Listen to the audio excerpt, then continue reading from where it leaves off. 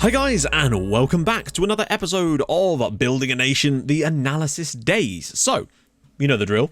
I'm going to put forth a couple of predictions first this time as to what I think is going to be the case. And I really do think that it's going to show up that Konafal is the king of many different things, but I genuinely think that's what it's going to show. I don't think it's a huge risk to say that, but I also think that Hoxha is going to have done very, very well compared to some of his teammates as well. So yeah, we're going to go through the squad quickly first. You know the drill by now. So yeah, let's have a look.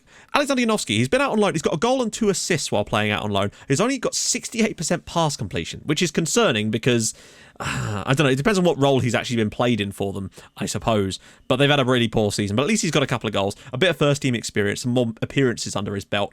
Oh God, the potential ability is down to 4 stars. He's just, I don't know, he's just really struggled to get going. I have tried to give him first team football, but it's just not really happened for him, which is a shame.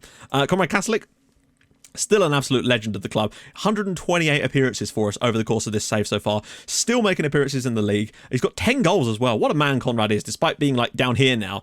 He's been a brilliant player for us over this entire save. Aziz Coyote, he's actually been really, really good this year for us, to be honest. I've been incredibly impressed with his output. It's a shame that he's now going to be joining bloody Rakov. Oh, I don't believe that. Although, I suppose we have just played a game, to be fair. Thomas Kokoschka, I've been impressed with him this year. He's actually been a lot better than I expected him to be. He's got a goal. He's got an assist. He's definitely improving, but I'm still a bit concerned, and I might be tempted to move him on if I can find someone else in that gap, like I said last year, particularly as I had bids of up to £1.5 million, also from Rakov, bearing in mind. But that consistency, again, is something I really want to avoid players that have got negative on the consistency one, because I think that's part of the problem that's really happened for us this season, is players with bad consistency, like Fiarchik, that go in and out of form too much. And if you get a few of those, you'll be on a great run, and then you'll get a bit of bad consistency from like 3 or 4 players in the squad, and it just ruins the team morale. And I think we need to basically just be avoiding those in future. I'm really going to try and be vigilant about that. Mateusz Konafal, what an absolute lad. How on earth are they saying that he's still operating on that level? Poor technique, I don't care. Fairly susceptible to injuries. He's not missed that many matches this year. He's missed a few. He's been absolutely outstanding. His tackling of 16 has been ridiculously good for us. He's actually looking better and better by the day. Comfortably the best player in the defensive line for us. He's got a goal, he's got a pair of assists, but that 97% tackles won ratio is phenomenal. He is an absolute belting player, and I can't believe he's not been capped at under 21 level so far, frankly. But I think there's a long way to go for Mateusz Konafal, and long may he continue to be an absolute star in this team. I think he's got that level of potential. What I do want to have a look at is why he's so, and I just wonder if maybe it's because of his tackling, but he's got some other really nice attributes too. Like what makes him so good compared to someone like Meisterek? So I'm actually going to compare those two while we're here, while I can think about this, because I really do have my concerns about this. So where does he excel? He's much better in the air than Meisterek, and he's better mentally. But every other area, Meisterek is basically dominant over him. So he's got better heading, his tackling is the same. Sorry, his tackling is worse. His marking the same. Technique, much better for Meisterek. He's got better long throws. He's better at teamwork, which is important, and he's got great jumping reach. But that surely can't be the only difference. Like, he is better aerially, it's fair to say, but that surely can't be all it is. Because it's very noticeable just how bad Meisterek actually is. Tackles 1 per 90 minutes, he wins more. So why on earth does he play so badly? It's very, very interesting. I want to see the comparison on that, because he's on big money too. It's an interesting one, I've got to say. Anyway, moving on from that right now. Kuharski, he's had a pretty solid first season. He's only made 13 starts this. He's got 4 league goals, 3 assists. I'm pretty pleased with the lad. Still only 20 years old. Long way to go. Fantastic physical stats, though. He's an absolute specimen when it comes to the physical side of things. And some really decent attributes in other areas as well. It's a shame that the potential, and also, again, you can see consistency could be a problem. Meisterek, yeah. I mean, he's not got a consistency issue or anything. I don't know, selfish player? Secondary social group's not that. Doesn't enjoy big matches? Maybe? Poor first touch? I don't know. It's an interesting one. Let me know what you think about that, or as to why he's been so poor this year. And it's not like, look, he started 15 matches. Like, it's not like he's not been playing matches. Mikulski's barely played, and he's actually, I think, out on loan at Katowice. Hasn't had the best time with them this season, unfortunately. Neugebauer has made some mistakes this season, it's fair to say. Then again, he's still only conceded 35 goals in 33 matches, which is not bad for the league goalkeeping there. To me, he deserves more than a 6.95 based on that. But he has made some horrible errors more than once. Jan Peltz, still here, still doing his job. 105 appearances for us overall. 15 substitute appearances this year. 5 stars, only 3 goals. But then his overall minutes is probably not that high. And you can see he's kind of maxing out a little bit now. Stanislav Piła, he's brand new to the club. Only made 6 appearances so far. Hasn't exactly filled himself with glory just yet. But he is still very, very young. And he's improving like a crazy bitch. So we'll see how he does in the coming seasons. He's not for now. Mariusz Pomorski, I think we saw a little bit out of him towards the start of the year. He's been out on loan at Brookbet for the second half of the season just to get him some match time, and he's not really done a lot. He's got sent off a lot and yellow carded a lot. Siratsky, he's done all right, actually. He's been okay. 4 assists this year. It's not the best. It's certainly no Yamrog performance, but he's doing all right. I think like he's been a decent replacement, but of course now that we've got what's he called? The other guy whose name I keep forgetting, Nikola Todorov. Now I am pleased with this season. 4 goals, 1 assist so far in the league. Decent pass completion. He's got a lot of improvement to be done, but it's just annoying to see that. To feel like there's not that much more you can get out of him, I suppose. But he is a consistent player, and towards the end of the season, he has definitely shot up in my expectations. He's really started to grasp that role. But if I can find someone amazing, we might still have to go in for them. Guido Tucci's been out. He's been on loan this year, hasn't played a great deal. It was mostly just brought in as backup when I couldn't find any players. And again, consistency issues for him too. Turek, he's just another one of those players. He's just backup goalkeeper. Roko Vujovic has played a couple of games for us towards the end of the season, got an assist as well. He, again, is one for the future, really. And I'm slowly retraining him to play in the centre of the park so that we've got another option there, because I feel like he genuinely could be good, but I don't know if his best role is playing too deep. I'd rather have him up here and be able to win some tackles in the midfield. Zaborowski, what a season again. He's been unreal. 3 goals and 5 assists this year. Isn't as much as he had last year, it's fair to say, but his average ratings this year have still been very good. This right wing spot is definitely a problem for us, though. Look at his gap there. Way less assists than last year, but overall he's actually played better, which is very, very interesting to me that he's actually put in better performances despite contributing less overall. He's just been more integral to the team, but I do think that right wing is definitely a spot where we need something, because Janusz Zaborowski being the best player we've got, he does a great job, but I still feel like there's a lot more we can get out of that wing if we just find someone that's perfect for the role. Hopefully we'll get decent money, which we can use. Actually, that reminds me, have we not had the board set initial budgets? No, interesting. We did get 2.29 million though, so let's look at the finances. Oh, beautiful. Yeah, we haven't had our budget for next season yet though, so that's kind of interesting. Anyway, going back to Zaborowski, definitely you need to improve there. Zayats was one of the players I brought in to try and boost that role, so he's definitely got a future here. And in the league, he's got 2 goals and an assist in a relatively sparse amount of appearances, but again, consistency. I really need to pay attention to that. Zavzhakrai, he's not been around that much. He's played 15 games for us this year, just the 2 assists, but he's a good squad player, and he's made 143 appearances for us. I think he might be the record appearance holder in this save so far, but I feel like he might be reaching his peak very soon. And yeah, the fans love him, of course, but I just don't know how much further he can take us. Zima, barely played, out on loan at Wisła for the second half of the season. Darius Zuba, I'm pleased with him. He's got 6 goals in the league, 3 assists. I think with a bit more time on the pitch, and then again, he did start 20 games. There is that. I still think that he's got a lot of room to improve, and he's still only 18, remember. I think he and Hoja are definitely the men for the future of that role, because I just feel like Fiarchik might get pushed down the pecking order next year if those two can really establish themselves, because they're consistent too, which is very important. Bijalo, he just lost his place in the team entirely. He's been out on loan at Skra for most of the season. Boknak, again, it's a similar story. He's got a goal and a couple of assists, but he's never going to be the player he was. We've just got better players than that. Slavomir Mil, what can we say about this guy? 13 goals and 7 assists in the league, and in all competitions, 16 goals and 15 assists this year. That is really, really... His finishing's gone down to 7. I swear that was 8 before. Oh my god.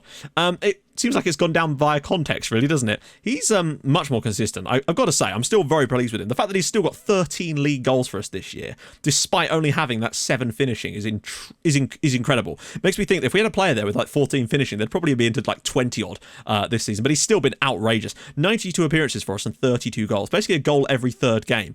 And he's been really, really good this season. Like, we actually compare him to last year. More goals and more assists. You can't really go wrong with that. 2 more goals, 4 more assists in less matches as well. He is stepping up, and I think there's no reason why we need to replace him. Like, I know he doesn't finish that many, but he's still been an incredible player for us. And I think that the amount of money it would cost us to find a player with stats equal to him with that finishing as well would be so much at the moment. I just don't think it's worth it. Denza obviously been out on loan. He's done all right.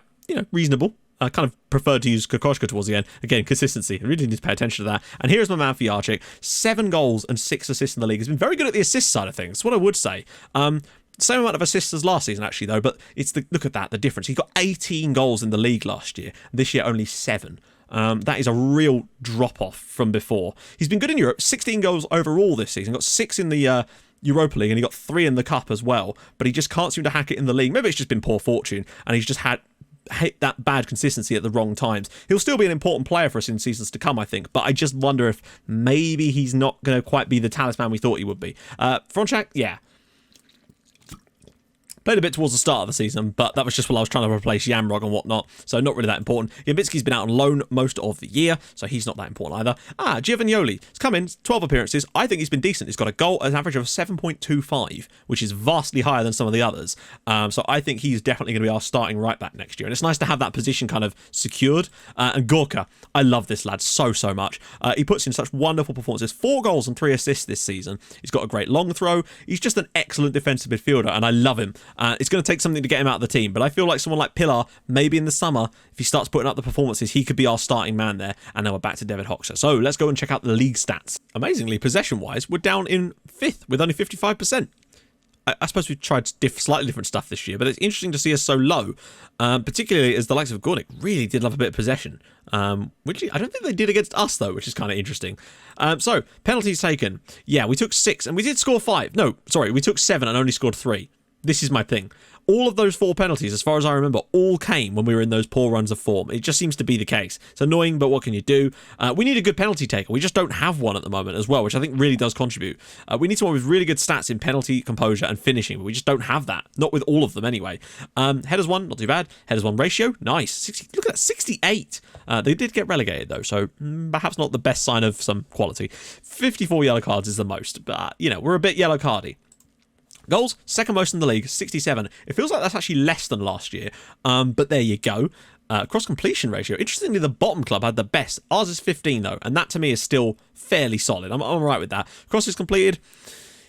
We're not quite to the level of Lech Poznan, but we're not far off of it. Goals from corners, we've got 7. 7 is not bad. The only teams that got better than us is obviously Poznan and Legia, interestingly. Goals from direct free kicks, we scored 1.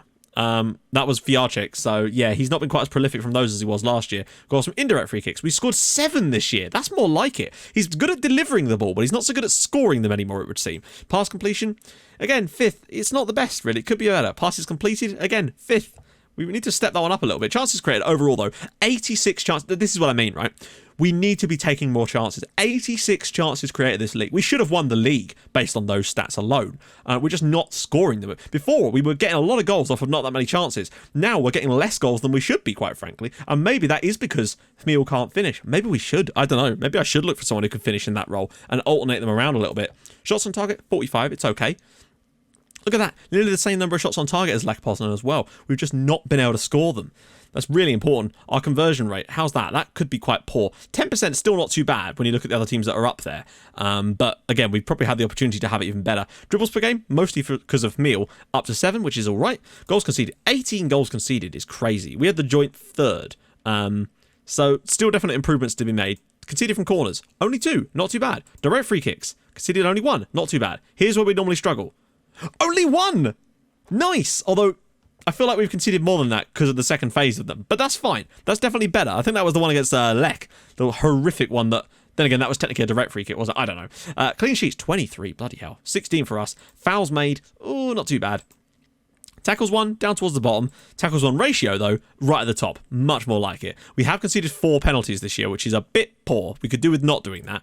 Average attendance, only 6k. Average attendance by capacity, 83% ain't too bad. Have we had any sellouts? We've had 2. We could definitely do with a few more than that. Our average attendance is one of the lowest. Highest attendance is 7, which is the most we can put in the stadium. Yeah.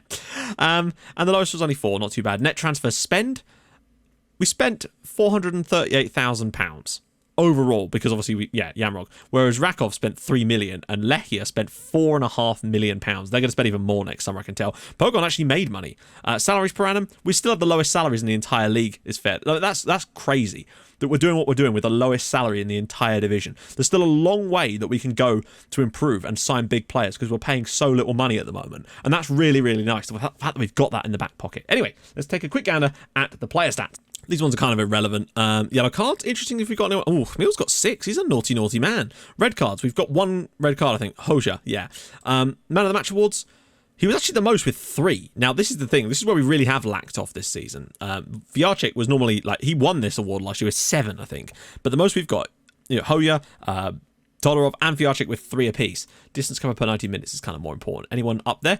Siransky's getting about a bit, as is Kuharski. Zuba, not too bad. Todorov, nice to see. Hoya, but none of the others, interesting. Average rating, we should have some. Look at that, Conifal, 3rd average rating overall. Coyote, both of our centre-back choices, our first choice pairing, are the top two players on our team. That says a lot to me, and it's so annoying that we're not going to have Coyote next season. Camille up there too, Zaborowski, and then Todorov in there as well. That says a lot to me about his performances this year, and Kokoschka sneaking in as well in 15th place. Not too bad. Headers 1. Conifal and Coyote both on there too. Nice to see. Goals scored. Surma was the top scorer. Camille got 13. Hoya was actually joint 19th in the league with 7 league goals this season. Oh, God. And he only played 16 times for us. That's what I would say. Like, he has not played a great deal, and I feel like a full season from him, and he'd have definitely got into double figures. And I can't wait to see what he can do next year, to be honest. He's been really, really good. Camille, actually not too bad on that either, too. 3rd best goals per minutes ratio too. Shots on target, Vyarchik 98. That's shots overall. Shots on target is kind of more important. 45 shots on target. He's had more shots on target than Camille, and yet has scored half the number of goals. His conversion rate must be appalling. Shots on target percentage. Camille, 65%. This is the thing. People say he can't finish. He's hitting the target 65% of the time. That's kind of, you can't really ask for much more than that. And Hoja as well, 59 is very, very nice. I don't know about Vyarchik though. His shots on target percentage feels like it's probably pretty low. Conversion rate. Gorka, 20%. And Camille, 19% conversion rate. I don't understand the criticism of Camille. Maybe he should have more, but like his 19% conversion rate is phenomenal. When you look at Vyarchik, he's the one we really should be aiming our ire at, frankly. Team goals. Camille, 57 he's been on the pitch for. Nice to see. Penalties. Oh dear. Gorka, he's got 3 out of 5, which ain't bad. Assists, we got anyone on there at all? Camille as well, top assist chart as well with 7. Our top goal scorer, basically, in the league, and our top assister. Vyarchik with 6. Last year we had someone get 10, I think.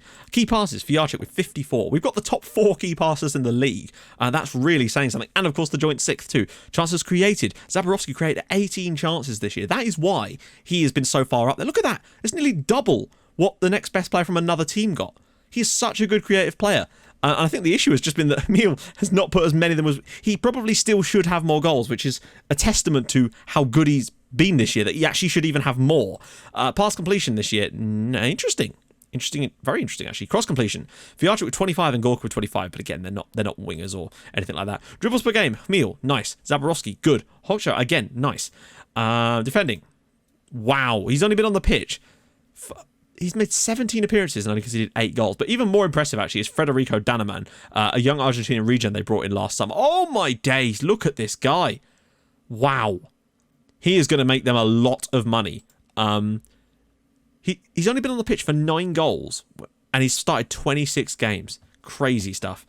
Tackles per game. Gorka, nice to see him putting himself about a bit. Mistakes leading to goal. Norgabout, yeah, I figured he might be on there. Not too great, really, when you want to see that. What about mistakes? Kokoschka made 44. It's not the end of the world. This is the guy I was trying to sign this guy at the start of the season, and I might well go after him again.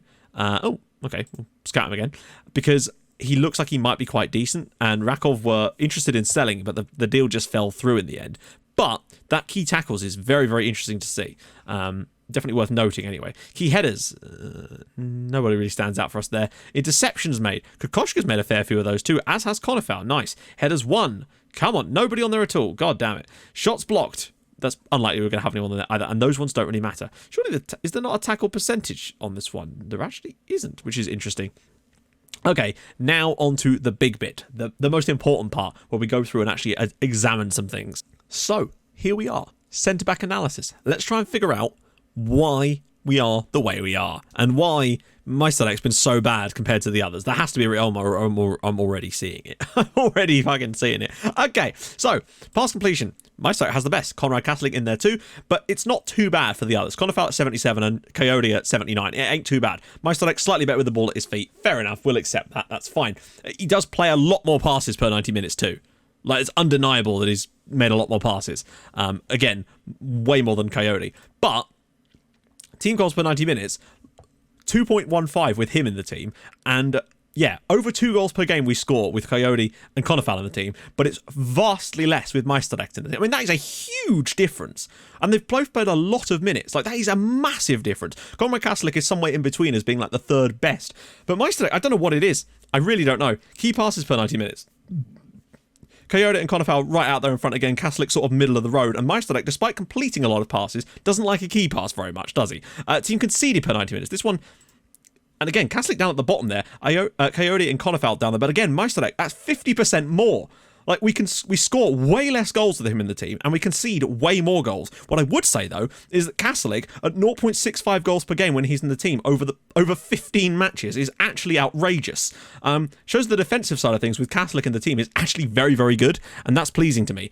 Despite the fact that when you look at the tackles-won ratio, it would suggest otherwise. Konofal at 98% is ridiculously good. Meisterrecht at 95%. That's pretty good, to be honest. Coyote down at 91 and Kaslik at 88. Interceptions. Konofal, 3.37, but Meisterrecht's not that far behind. Kaslik's way off the pace on this one. Headers won ratio. This is where it gets interesting, though. Kaslik at 83. Coyote at 76. Konofal at 73. But then Meisterrecht down at 60. He's 6'1", but he has quite poor heading in comparison, and his jumping reach isn't that great either, and he just seems to not be able to get off the ground. And I think that's genuinely what it is. I think he's just bad in the air, and that's costing us so dearly, because he's not able to win headers to start attacks for us, and he's not able to win headers to, like, block attacks from coming the other way, and I think that's why he's so bad when he's in the team. And that might explain, of course, why we concede less goals when Konrad Kaslik's in the team, because he's so good at winning headers. You can see it's basically like a reverse correlation. Team conceded per 90 minutes is directly correlated to the headers won per... Ooh, hello. That is very, very interesting. Like, I'm genuinely... It could be total coincidence, and I know that correlation is not causation, but have you noticed here that the headers won ratio is reversely correlated to the amount of goals we've conceded in a game? So Konrad Kaslik has the best headers won ratio by quite some amount. And as a result of that, we concede a lot less goals when he is in the team, presumably because of the way that other teams are attacking us. Then, there's a smaller gap between Coyote and Konofal, only 3% there, and they're very closely matched on the number of goals we concede. But because Coyote's slightly better in the air, we concede less goals with him in the team. And then there's a huge drop-off down to Meisterrecht, a 13%, not even 13%, like a 13% disparity. The actual percentage drop-off is much larger than that. And then there's a huge drop to the number of goals we concede. A huge increase to that. That is insanely interesting. And I wonder if that applies to the rest of the defenders or not, or whether it's just the centre-backs. Not that that's... I care, but I'm interested in the fact that that is the case, because that might be the key stat to look out for in terms of the way this team plays. So maybe... Because I'm going to be looking for another centre-back in the summer. I'm definitely going to be doing that, because I want to move Meisterrecht on, get that money off of our wage bill, and get some return back from him, because I just don't like him at all. But... I will be looking for a player who has similar stats to, Kaslik and Coyote, but is an absolute monster in the air, like a 6'5" guy with huge heading and jumping reach. I think that could be the key factor in terms of us as a defensive force. I really, really do, and I think that could be huge. That's very, very interesting. So I know I'm dwelling on this, but that's about... It could just be, again, total coincidence, but it seems to match up way too closely. It's not just the fact that they're in the correct order, it's that the actual jumps kind of correspond to the jumps in the percentage differences as well. It's just very interesting. What do you guys think about that? I think that's definitely worth investigating and maybe looking into, because we might well have just found the key factor in the defence for this team anyway. It might not be that the tackles won is super important. It might be that headers won is actually the most important, because we're winning most of the battles in the air.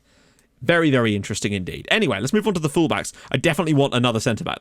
Okay, fullback analysis. Here we go. So we've got, on the right, we've got 3 of them. We've Giovagnoli, we've got Frechak, and we've obviously got Siratsky, and on the left, obviously, Kokoschka and Denza. I'm not going to count too much onto this one, but we will definitely be interested in it. So, what do I want to see? I want to see team conceded per 90 minutes versus headers won ratio. Here we go. So, team conceded per 90 minutes. The best is Frechak. And he has the joint best headers. But... this is where things get interesting. Denza isn't winning that many headers, but yeah.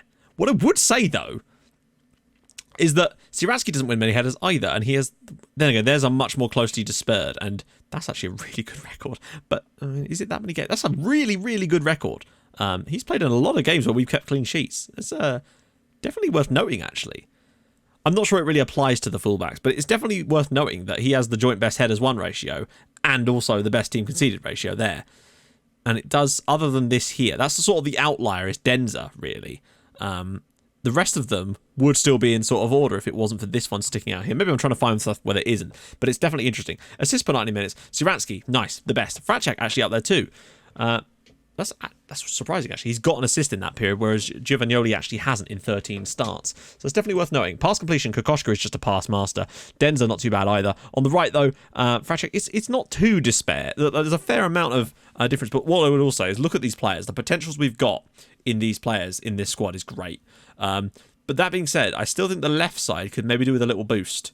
Because Kokoschka is going to be our only left-sided player next year, so we're going to have to bring someone in. So that's probably where I'll look to strengthen things. Bring someone in with the full potential, because on the right, Giovagnoli and Siransky both have that max potential, and Fracek isn't that far behind them either. So, wow, it's not a lot of passes, but then the right-hand side generally doesn't make as many passes as well, we know. That is very interesting how few passes they make in comparison.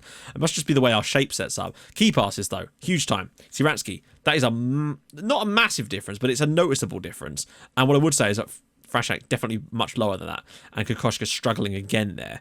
Siransky's slightly outperforming, though, in a lot of these stats. He's got more assists in that he has any. Chances created, it's relatively the same, and then this is quite negligible as well. Also, he's better dribbling. He's not looking too bad here, is he? Fracek's looking well off the pace, that's what I would say, and this is really poor in terms of the dribbles per game. You can see that Siransky's really, I mean, I know that he's obviously got better dribbling, I think. Dribbling of 14 compared to the dribbling of 8. So that totally makes sense why he would have that situation. It's not the be-all and end-all. They don't always need to dribble with the ball. Sometimes I want them to just get into positions and lump balls in the box. Shots, not really that relevant. Cross completion, though, hugely relevant. Giovagnoli at 15% is nearly double Siransky. And that, to me, is a key factor. It means he's getting the ball in the right place. Siransky is still creating stuff, but he's doing it in a different way by running with the ball at his feet instead. And that seems to be the key. But you can see the average rating difference between them two is huge. Team conceded per 90 minutes. Who's actually the best for that? Now, we know he's the best. And, yeah, Siransky is the least. There's quite a big drop back to him. But he's not bad in the... Oh, no, he is quite bad in the air, isn't he, what we're talking about? Giovagnoli, much better in the air. And that's what you'd expect from someone who's 6'5", I guess. Tackles 1, not too bad. Giovagnoli, slightly lower. Interceptions, maybe? I wish it would start with the descent first. Kokoschka, Giovagnoli's down at the bottom. But it's all fairly close. I'm not really sure what to make of it. I kind of feel like we've got two solid players in that right-back spot. They're both young and hungry, and I'm pretty happy with them for now. They're only going to get better rather than worse, you know? We've got a third choice there as well, so it's not the end of the world. My issue comes with the left-back spot. I think we need to sign someone here because I don't know how much further Kokoschka can go, and I just want to make sure we've got backup in that spot. We haven't really got that. We've got Pomorski, but he's been out on loan.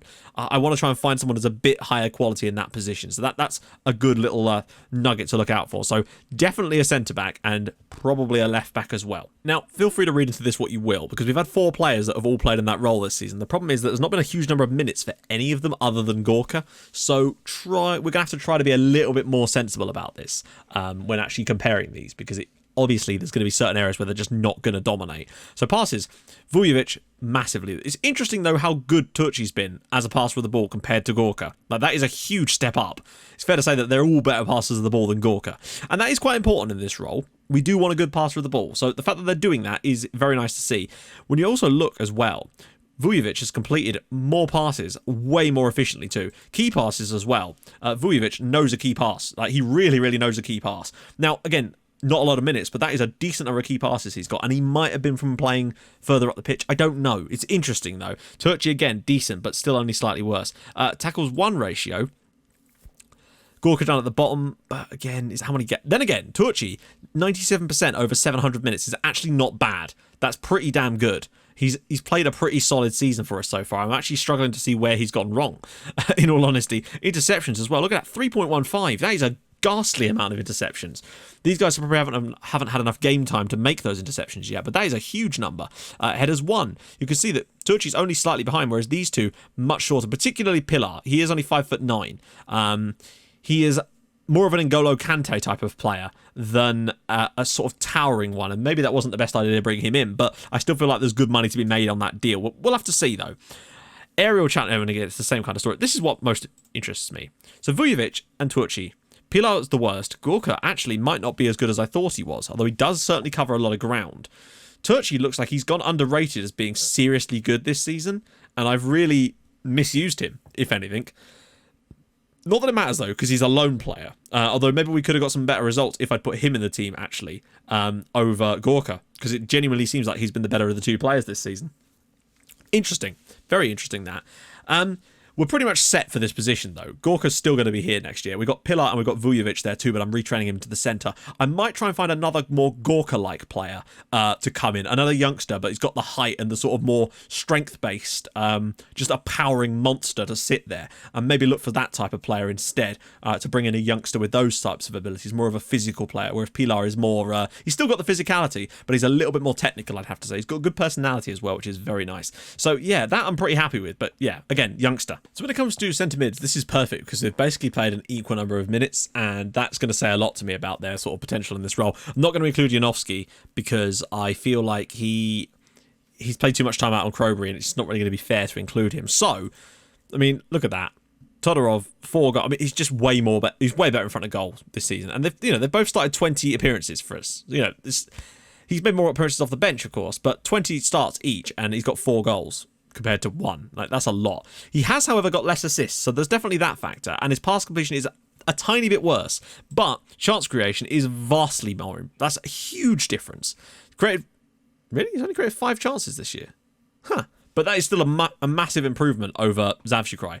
Cross completion is good. He's completed more passes. And actually way more key passes too. And he's really stepped into that role and taken control. Like, yeah, a few less assists and his pass completions are a tiny bit worse, but he's just a better player with the ball at his feet. He's better at creating chances. He passes the ball more. He creates key passes way more. He's not as good at tackling. Despite actually having really good defensive stats, he's not quite as good at tackling and doesn't make as many interceptions. Not either as good in the air either, and we're slightly worse defensively with him in the team, but what he gives us going forward is so important. Like, the difference between him and Zavshikrai in terms of chances created, key passes per 90 minutes, and the goal factor as well is night and day. And he's not that far off in terms of the defensive side of things. And he is, of course, 5 years younger than him too, so... I still feel like Nikola Todorov is our starting man next year, but I do wonder if we find anyone else that could maybe come in and be amazing, we might have to take them up on that offer. I'm still interested in the idea of Vujovic potentially playing in the midfield, in the centre of midfield as well, once we've retrained him there, because he's got some excellent passing ability and he's a very good defensive player. And I wonder if he could be like the ultimate deep line playmaker for us once he comes of age, because he's got great passing stats and amazing defensive qualities, and pushing him up the pitch a little bit more could really make us much stronger and have him there like an absolute general in this team. So yeah, that's interesting. That's kind of all I can really say about these. So we're now going to move on to the wingers. So wingers, and I've included Kuharski in here because he has played some games here, but he mostly played through the centre, so just bear that in mind. There's a few others that are out on loan, so I've not included them. It's very interesting really to see the comparisons of these guys, because I want to see who's actually got that quality for next season potentially. When you look at the potential, really only Camille and Zayats have got that max potential. But Zaborowski, I don't know actually. I'm a bit concerned about that particular side of things. So anyway, goals per 90 minutes. Camille obviously miles out in front. Zayats though, not too bad. He's twice as good in terms of goals as Janusz Zaborowski. So that is worth noting. Straight off the bat, Zayats has got that ability in him. Peltz has outscored Kuharski only slightly, but Camille is definitely vastly out in front. Assists per 90 minutes, it's a similar story. Camille miles out in front of everyone else. Zaborowski decent in that side of things though. Better than Zayats, but not that much better than Zayats. He has managed to get a goal, 2 goals and an assist, so he's definitely got that in his game. It's worth noting anyway. Peltz really has struggled this year. Kucharski's done better in that particular position. Chance creation, Zaborowski 0.71, that is huge compared to the likes of Zayats. He really does love to create chances this year, Zabas. And I do wonder, though, if a full season for Zayats then might have made that difference. But he definitely does put up some big numbers, Zaborowski. But I just think that there's definitely players that could do what he does, but be better at it overall. Peltz isn't too bad in terms of chance creation. It's just players don't seem to take his chances, which is very interesting. Cross completion is very obvious there. 20% cross completion is very high. Zaborowski's is the best of the right-hand sided players. Not by much, though, and I would like it to be a bit better. Camille at 12%. I mean, Peltz really knows how to put a cross in. It's fair to say. People just haven't scored his chances, it would seem. That's a bit unfortunate for him. He's also got the best pass completion at 84%. The others are all relatively close together, though. Peltz really does stand out in that position. I think he'll be here next season yet again as a sort of backup player in that role. Key passes per 90 minutes. Zaborowski flying out in front. Hmil flying out in front again. But Kucharski not far off the pace there. Where this really falls down, though, is for Zayat, only 0.45. I know he's only played 600 minutes, but still, that is a vastly... that's a huge drop, it's fair to say. Shots on target percentage, look at that, 78% is huge. He knows how to hit the target. Hmil at 67% is great as well. Peltzy at 60 ain't too bad. Zaborowski down at 42 might well be the issue as to why he's not contributing more goals this year. And maybe if Zayat was able to be in that position, he'd have put more away. I mean, he already got 2. He's got twice the number of goals per 90 minutes that Zaborowski had, and maybe a full season with him there, he'd have got 10 league goals for us. I don't know. I definitely think it's worth keeping him around. Everybody's balanced. Goddamn, I've got to sort something out with that. So that's definitely worth noting. Dribbles per game, obviously Hmil's vastly better than the others, and Zaborowski's not far behind him either, and that really, again, could be a bit of an issue when you actually look at Krzysztof Zayat. Dribbling is 10, and his finishing is 5, so that's really surprising, actually, that he's been quite decent in front of goal. Is Zaborowski even worse? They both have 5 finishing. If we had a better... We need better finishers. In our wing spots, both of the finishers, in like the top 3... Has Peltzy got better finishing? No, he's got 4 finishing. Who's the best? Is Kucharski an alright finisher? He's 6. None of our wingers can finish. Literally, the best winger we have has 7 finishing. And this is something I'm definitely going to look for in the summer. Wingers with good finishing ability. Because I think, to get the best out of this tactic, firstly, we've sort of kind of decided that having good headers of the ball as our centre-back pairing, and just in general, probably is going to help us out a great deal from the defensive side of things. But I think, genuinely, that... a lot of the chances fall to our wingers, and if they had sort of 10-11 finishing even, they would have bagged a ton more goals on both sides, and that could be the difference between us finishing where we are and us winning titles and really battering teams, because we're creating the opportunities, we're just not putting them away. That's like a eureka moment. I actually think that we might need a total overhaul and actually sign both right and left wingers with great finishing stats to really boost us up next season and create that little bit more for us. I think that's what we're going to do. I'm kind of putting a plan into action here, but I think that's where I'm going to go with this. Hmil obviously will be staying around. Peltzy will be staying around too, as will Zabers. Kucharski obviously has plenty of time to improve. They'll be all staying at the club, but I actually might bring in one on each side if I can find one on each side. Don't care about the cost, because I think that's... Of all the positions I want to invest in, there's some that I'm just like looking for young players. The 3 things I want to do is sign a centre-back who's brilliant in the air and strong, sign a right winger who can finish, and a left winger who can finish. Those are the key positions in this team that I think need to be improved. I'll have a look at the attacking mids, but I actually think they're doing okay. Let's go do that now. So, attacking mids, obviously we've got Hoya, we've got Bochnak, who's played a few minutes, Zuba's in there too, Fiarczyk, and of course Kucharski. So we can still have a look at Kucharski, because he did play majority of his games through the middle. So that's kind of where we're going to look at him as well here, although his potential is kind of not exactly ideal. So we got Zuba and Hoja seem to have the potential to go on, and they're already doing it too, so that's very worth noting overall. So, goals per 90 minutes. Fiarczyk still has the best, 16 goals this year. Like, that's still not bad overall from only 32 appearances. It's still a goal every other game.